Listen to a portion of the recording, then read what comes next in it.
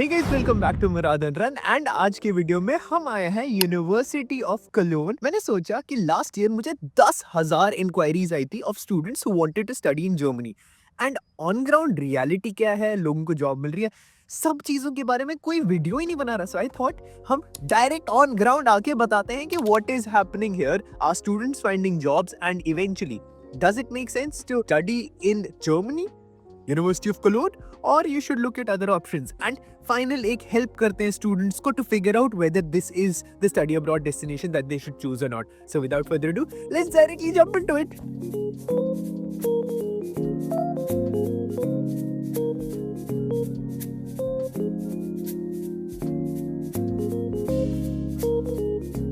अब सबसे पहला मेजर इंपॉर्टेंट क्वेश्चन है, why are so many Indian students planning to come to Germany और लेटली इतना ज्यादा रश क्यों बढ़ा है?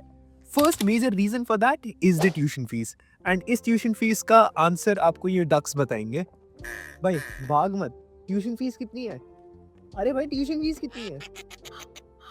सुना क्या बोला? जीरो। दैट्स व्हाई इतने सारे लोग इंडिया से जर्मनी आ रहे हैं पढ़ने के लिए, because the tuition fees to study at university of Cologne और any of the public universities in Germany is zero. इसके अलावा रियलिटी में यहाँ पे खर्चे भी काफी सारे, एंड उसके बारे में मैं आपको बताना चाहता हूँ। उस पिंग पे जाके ये बताता हूँ आपको। अब देखो, बहुत सारे लोगों ने आपको ये तो बता दिया होगा कि जर्मनी में ट्यूशन फीस जीरो है, बट एक चीज भूल जाते हैं कि सेमेस्टर कॉन्ट्रीब्यूशन फीस है विच इज समवेयर अराउंड 300 यूरोस, जो कि 30,000 रुपए ऑनेस्टली बहुत कम है। सेकेंडली, बहुत सारे लोग ब्लॉक्ड अकाउंट को एक मेजर हेडेक मानते हैं, बिकॉज कहीं से उन लोगों को 10 लाख रुपए का अरेंजमेंट करना होता है। बट आप एक चीज ये समझो कि आप किसी भी कंट्री में रहने जाओगे, वहां पर आपको लिविंग एक्सपेंसेस का खर्चा तो देना है ना। आप यूके में रहने जाओगे, लिविंग एक्सपेंसेस तो होंगे, यूएस में जाओगे, लिविंग एक्सपेंसेस तो, किसी भी कंट्री, मुझे एक कंट्री बता दो जहां पे लिविंग एक्सपेंसेस नहीं होंगे। हर एक कंट्री में, इवन इंडिया में लिविंग एक्सपेंसेस होंगे। आपको वो लिविंग एक्सपेंसेस अप फ्रंट पहले ही दिखा दे रहे हैं, जिसके लिए कुछ लोन के ऑप्शंस भी मिलते हैं, जो कि मैंने ऑलरेडी बहुत सारे वीडियोस में शेयर कर दिया। तो एज अ रिजल्ट, अगर मैं खर्चे के बारे में बात करूं, blocked account is not something that you should be worried about.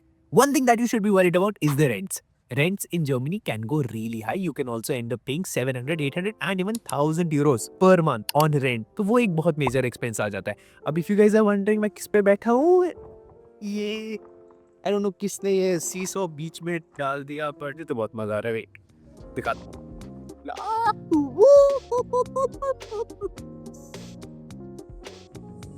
अच्छा, टॉपिक पे वापस आए तो रेंट के अलावा बहुत सारे छोटे छोटे एक्सपेंसेस हैं, जो कि बहुत बड़ा भी बन सकता है। Health insurance is one major expense जो उसके बाद आने वाला है। तो ओवरऑल अगर आप रेंट का 800 से 900 यूरोस एक्सपेक्ट कर रहे हो, उसके बाद आप अनदर 1000 से 1500 Euros miscellaneous expenses over the year रखो।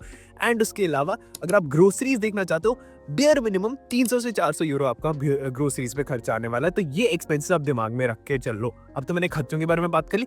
पैसा कितना कमाएंगे जर्मनी में? डर गया, मुझे लगा कोई मारने आया। थोड़ा सा डरावना भी है, नहीं उतना ज्यादा नहीं है।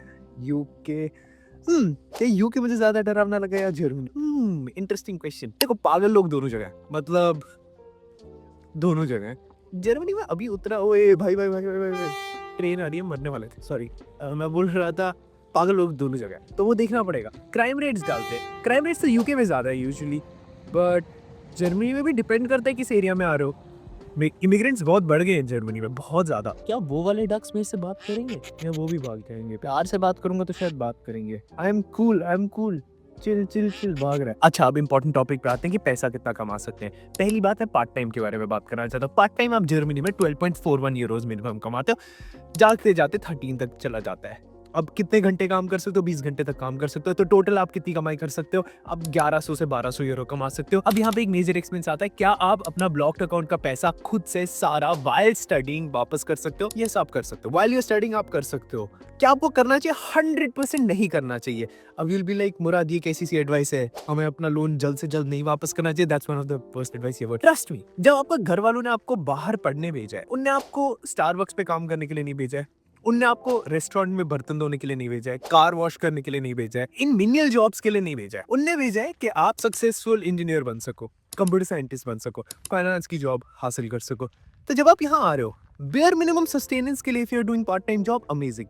वर्क एक्सपीरियंस के लिए if you are doing part time job, amazing. But अगर पैसा कमाने का आपका एक मोटिव है एंड उसके लिए you are doing a part time job, that's not a good idea. क्यूट वेट कर रहे थे यार मेरा। ऐसे चलते चलते ना, चेन ऑफ थॉट्स, डिवेट हो जाती है। तो द पॉइंट इज, अगर आपको अपने बेसिक खर्चे कवर करने हैं उसके लिए आप पार्ट टाइम जॉब कर रहे हो, ठीक है, 10 घंटे हफ्ते का कर रहे हो, ठीक है, बट बाकी के 10 घंटे आपका फोकस होना चाहिए to get a full time job, because full time is where you make money. Part time में नहीं आप पैसा कमाते। अब आप पूछोगे मुराद फुल टाइम में मैं कितना कमा सकता हूँ? Ideally on an average if you come to a good university, good public university in Germany, you would be earning 4000 euros when you graduate. 4000 euros का मतलब है तकरीबन 50,000 euros, which is somewhere around 50 lakh rupaye if you are doing a good course. अब कौन सा course आपको Germany में करना चाहिए? Already I made a video on that, you could watch that video, I leave the link to that in the description and at the end of this video. अब university of Cologne rank 151st QS ranking है all across the world, and Germany में top 10 में हमेशा आ जाती है। Courses कौन कौन से यहाँ करना चाहिए? इस टॉप ऑफ द हिल में इसलिए है ताकि मैं आपको सारे स्कूल्स दिखा सकूं। पहले तो ऑब्वियसली बहुत ज्यादा बड़ा कैंपस। सबसे पहले आप ये आर्ट स्कूल देखो जो यहाँ से है, this is called the art school. यहाँ से हमारा ये बिजनेस स्कूल आ जाता है। यहाँ का एजुकेशन स्कूल यहाँ से है, वो प्रॉब्ली अभी दिख नहीं रहा है। तो आर्ट स्कूल दिख रहा है हम लोगों को, बिजनेस स्कूल दिख रहा है, and the third one is continuing education, जो कि इस जो ये लेक है उसके बाद है। तो मोरलेस ये 4 कोर्सेज यहाँ पे काफी ज्यादा फेमस है। अगर डिग्रीज के बारे में बात करें, इकोनॉमिक्स जो कि बिजनेस स्कूल में होती है, पॉलिटिकल साइंस एंड सोशियोलॉजी यहाँ पे बहुत ज़्यादा फेमस है, अगेन बिजनेस एडमिनिस्ट्रेशन भी बहुत ज़्यादा फेमस है, एंड फाइनली आर्ट स्कूल की डिग्रीज भी काफ़ी ज़्यादा फेमस है यहाँ पे। तो मोरलेस आर्ट्स, ह्यूमैनिटीज एंड कॉमर्स के लिए काफ़ी ज़्यादा फेमस है। वो बिल्डिंग दिख रही है, अगर आपको लग रहा है कि ये बिल्डिंग सिर्फ यहीं तक है तो इसका टॉप आपको नहीं दिख रहा होगा, बिकॉज यहाँ पे क्लाउड्स आज जमीन पे आ गए। It is just a beautiful city. And उसके बाद फिर अगर आपको यूनिवर्सिटी के अंदर लेक देखना है तो ये आपका यूनिवर्सिटी के अंदर लेक आ जाता है। चलो थोड़ी देर लेक पे बैठ के फाइनल कंक्लूजन देते हैं कि जर्मनी आना चाहिए, नहीं आना चाहिए और क्या करना चाहिए। तो इन कंक्लूजन रियलिस्टिक पॉइंट पे आते हैं। जर्मनी के प्रोस के बारे में तो तुम लोगों को बहुत सारे लोग बताने के लिए, मैं तुम्हें रियलिस्टिक कॉन्स के बारे में बताना चाहता हूँ। आफ्टर दिस अंकल गोस, इसको जाने दो।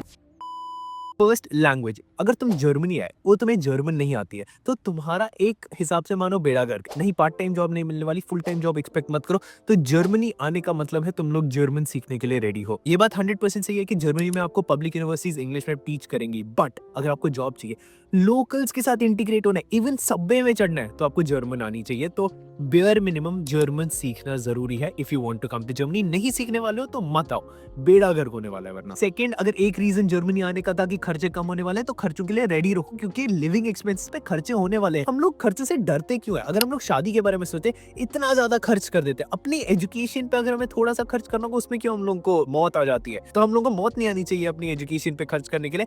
अगर एक रैशनल ह्यूमन बीइंग की तरह सोचोगे, अगर आपकी इस एजुकेशन से आपको ग्रोथ मिल रही है, तो you should definitely invest in yourself.